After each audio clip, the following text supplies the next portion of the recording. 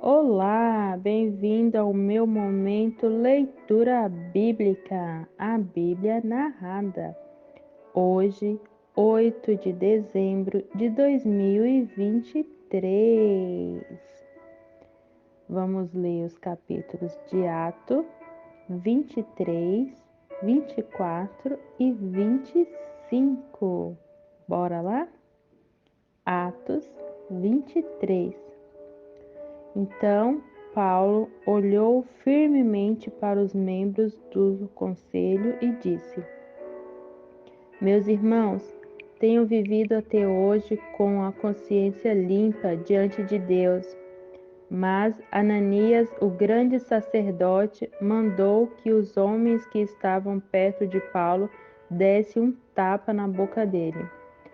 Aí Paulo disse a Ananias: Hipócrita, Deus o castigará por isso. Você está sentado aí para me julgar de acordo com a lei, não é? Então, como é que mandou bater em mim? Isso é contra a lei.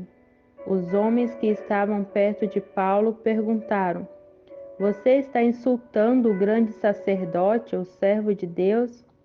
Paulo respondeu: Meus irmãos, eu não sabia que ele é o grande sacerdote, pois as Escrituras Sagradas dizem: Não fale mal de nenhuma das autoridades do seu povo. Quando Paulo percebeu que alguns do conselho eram do partido dos saduceus e outros do partido dos fariseus, disse bem alto: Meus irmãos, eu sou fariseu, o filho de fariseus.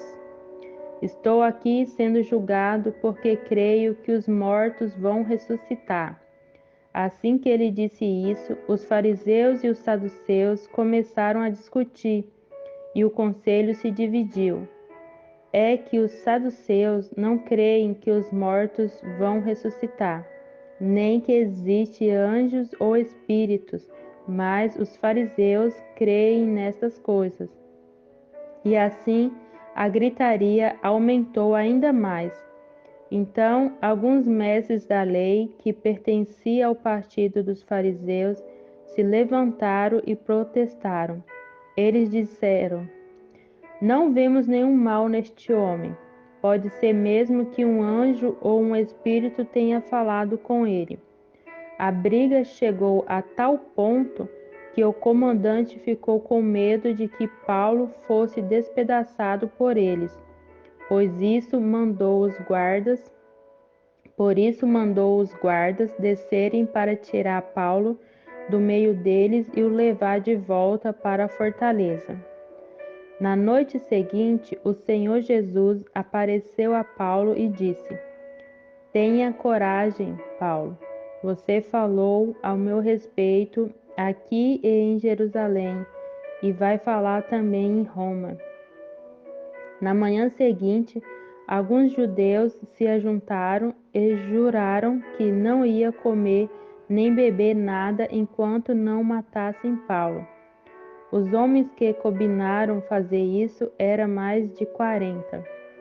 Eles foram falar com os chefes dos sacerdotes e com os líderes do povo e disseram: Nós fizemos o seguinte juramento: que Deus nos amaldiçoe se comermos ou bebermos qualquer coisa enquanto não matarmos Paulo. Agora vocês e o conselho superior mande pedir ao comandante que traga Paulo aqui. Diga que estão querendo examinar melhor o caso dele. Então, antes que eles cheguem, nós estaremos prontos para matá-lo. Mas o filho da irmã de Paulo ficou sabendo do plano. Ele entrou na fortaleza e contou tudo a Paulo. Então Paulo chamou um dos oficiais e disse: Leve este moço ao comandante, ele tem uma coisa para contar a ele.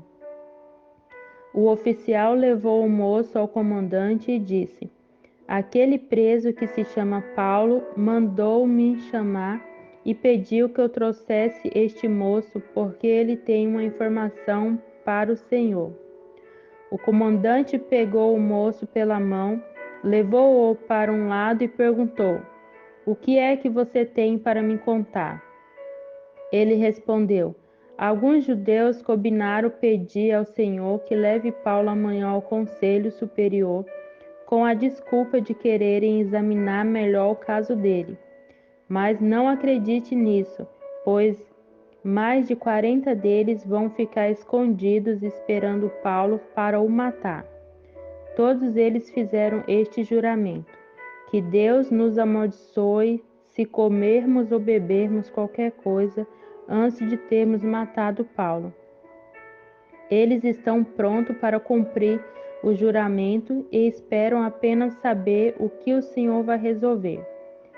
Então o comandante respondeu: Não diga a ninguém que você me contou isso, e mandou que o moço fosse embora.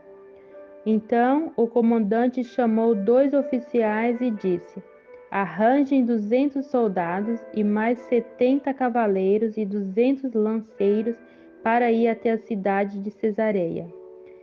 Estejam prontos para sair daqui às 9 horas da noite. Preparem também cavalos para Paulo montar e o levem com toda a segurança para o governador Félix. Depois, o comandante escreveu uma carta que dizia o seguinte: Excelentíssimo governador Félix, saudações. Alguns judeus agarraram este homem e quase o mataram. Quando soube que ele era cidadão romano, eu fui com os meus soldados e não deixei que ele fosse morto. Eu queria saber por que o estavam acusando e por isso resolvi levá-lo diante do Conselho Superior dos Judeus. Então descobri que ele não tinha feito nada para merecer a prisão ou a morte. A acusação contra ele era a respeito da própria lei deles. Quando fui informado de que havia um plano para matá-lo, resolvi mandá-lo ao Senhor. E disse para aqueles judeus que fizessem as acusações na sua presença. Saúde, Cláudio Lícias. Então os soldados cumpriram as ordens. Pegaram Paulo e o levaram durante a noite até a cidade de Antipátride. No dia seguinte, os soldados voltaram para a fortaleza, deixando que os cavaleiros continuassem a viagem com Paulo. Eles o levaram para a cidade de Cesareia, deram a carta ao governador e lhe entregaram Paulo. O governador leu a carta e perguntou a Paulo de onde ele era. Quando soube que era da região da Cilícia,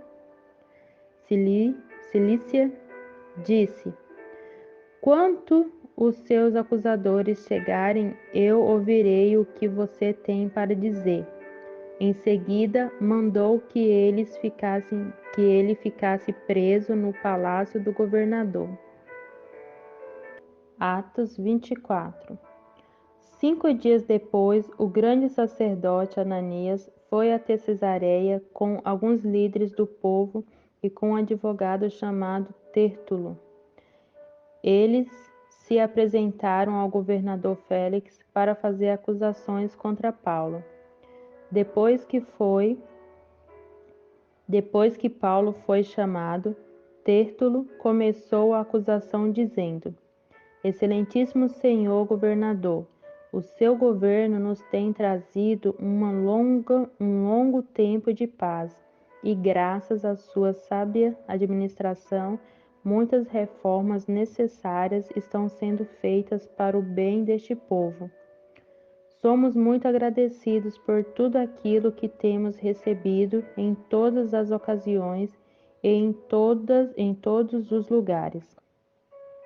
Mas não quero tomar muito do seu tempo, e por isso peço que tenha a bondade de nos escutar, apenas um pouco mais.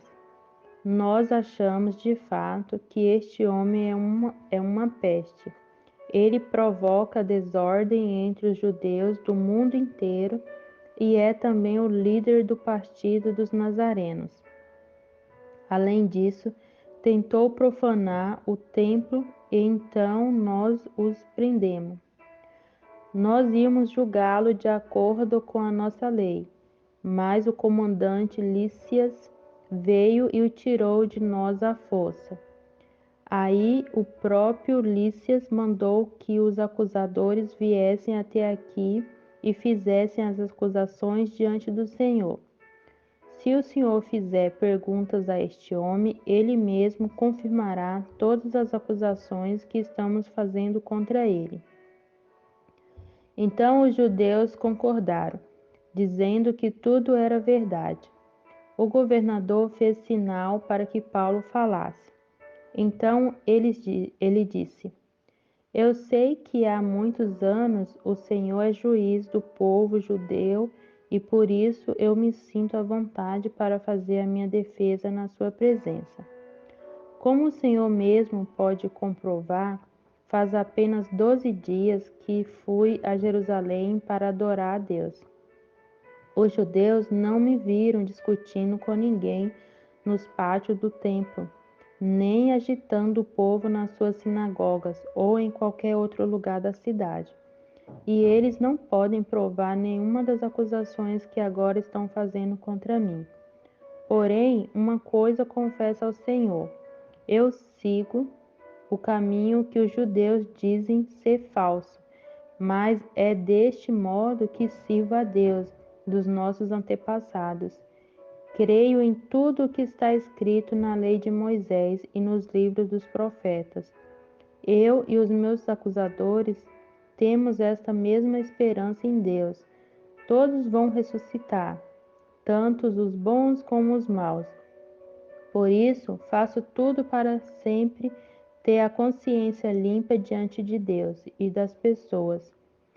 E Paulo continuou: Depois de ter ficado fora de Jerusalém durante alguns anos, voltei para lá a fim de levar algum dinheiro para o meu próprio povo e para oferecer sacrifícios.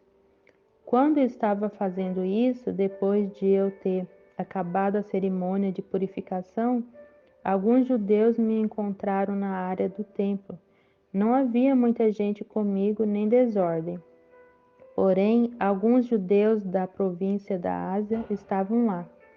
São eles que devem ser apresentados diante do Senhor e fazer as acusações, se é que tem alguma coisa contra mim. Ou então que estes homens que estão aqui digam-se, quando eu estiver diante do Conselho Superior, eles me acharam culpado de qualquer crime. Quando estavam de pé diante deles, eu apenas disse em voz alta: Hoje estou sendo julgado por vocês, porque creio que os mortos vão ressuscitar. Então Félix, que estava bem informado a respeito do caminho, deixou a questão para depois, dizendo a eles: Quando o comandante Lícias chegar, eu resolverei o caso de vocês.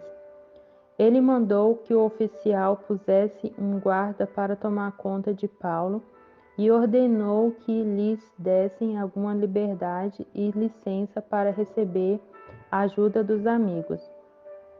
Alguns dias mais tarde, Félix veio com Drúxila, a sua esposa, que era judia.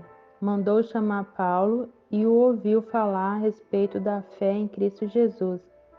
Mas quando Paulo começou a falar sobre uma vida correta, o domínio próprio e o dia do juízo final, Félix ficou com medo e disse: Agora pode ir. Quando eu puder, chamarei você de novo. Além disso, Félix esperava que Paulo lhe desse algum dinheiro. Por isso o chamava muitas vezes e conversava com ele. 2 anos depois, Pórcio Festo ficou no lugar de Félix como governador. Félix queria agradar os judeus, por isso, ao sair, deixou Paulo na prisão. Atos 25. 3 dias depois de chegar àquela província, Festo saiu da cidade de Cesareia e foi até Jerusalém. O chefe dos sacerdotes e os líderes judeus apresentaram lá as suas acusações contra Paulo e pediram a Festo o favor de mandar trazer Paulo para Jerusalém. É que eles tinham combinado matar Paulo no caminho. Mas Festo respondeu: Paulo está preso em Cesareia, e eu logo voltarei para lá. Que os líderes de vocês me acompanhem até lá e o acusem se é que ele fez algum mal. Festo passou 8 ou 10 dias entre eles e depois voltou para Cesareia. No dia seguinte, sentou-se no tribunal e mandou que trouxesse Paulo. Quando Paulo chegou, os judeus que tinham vindo de Jerusalém ficaram em volta dele e começaram a fazer muitas acusações graves, mas não conseguiram provar nada. Então Paulo se defendeu, dizendo: Eu não fiz nada contra a lei dos judeus, nem contra o templo, nem contra o imperador. Festo, querendo agradar os judeus, perguntou a Paulo: Você não quer ir a Jerusalém e ser julgado lá por mim a respeito dessas coisas? Paulo respondeu: Estou diante do tribunal do imperador romano, e é aqui que devo ser julgado. Não fiz mal nenhum aos judeus, como o Senhor sabe muito bem. Se não respeitei a lei ou se fiz alguma coisa que mereça a pena de morte, estou pronto para morrer. Mas se o que disser contra mim não é verdade, ninguém pode me entregar a eles. Portanto, apelo para o imperador. Então Festo, depois de conversar com seus conselheiros, disse: Já que você apelou para o imperador, então irá para o imperador. Alguns dias depois, o rei Agripa e Berenice, sua irmã, chegaram a Cesareia para cumprimentar Festo. Quando já fazia alguns dias que eles estavam lá, Festo contou ao rei o caso de Paulo, e ele disse: Está aqui um homem que Félix deixou como prisioneiro. Quando fui a Jerusalém, os chefes dos sacerdotes e os líderes dos judeus fizeram acusações contra ele e me pediram que o condenasse. Mas eu lhes disse que os romanos não costumam condenar ninguém sem primeiro colocar os acusadores diante do acusador, dando a este a oportunidade de se defender. Por isso, quando eles vierem até aqui, não perdi tempo e logo no dia seguinte sentei no tribunal e mandei que trouxessem o homem. Os seus inimigos chegaram, mas não o acusaram de nenhum crime grave como pensei que iam fazer. A única acusação que tinha contra ele era a respeito da própria religião deles e também sobre um homem que já morreu, chamado Jesus. Paulo afirma que este homem está vivo. Eu não sabia como conseguir informações sobre este assunto. Por isso, perguntei a Paulo se queria ir a Jerusalém para ser julgado lá a respeito dessas acusações. Mas Paulo apelou para o imperador e pediu para ficar preso até que o imperador resolvesse o seu caso. Então mandei os guardas tomarem conta dele até que eu pudesse mandá-lo para o imperador. Aí Agripa disse a Festo: Eu gostaria de ouvir este homem. Amanhã o senhor vai ouvi-lo, respondeu Festo. No dia seguinte, Agripa e Berenice chegaram com grande cerimônia e pompa. Entraram na sala de audiências com os chefes militares e os homens mais importantes da cidade.